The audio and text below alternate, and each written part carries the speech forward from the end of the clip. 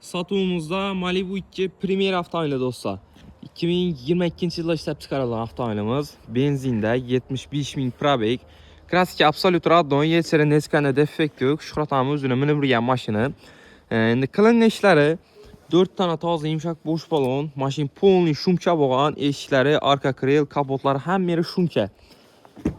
Poliklari döşəlgan işlərinə, sidinaları elektronik, kojani salon, kojalar ham mat vidurtdu. Dostlar.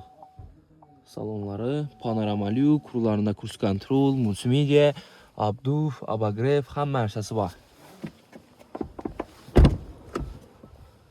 Salonlar ham toza turibdi, akkuratni qarab minilgan mashina.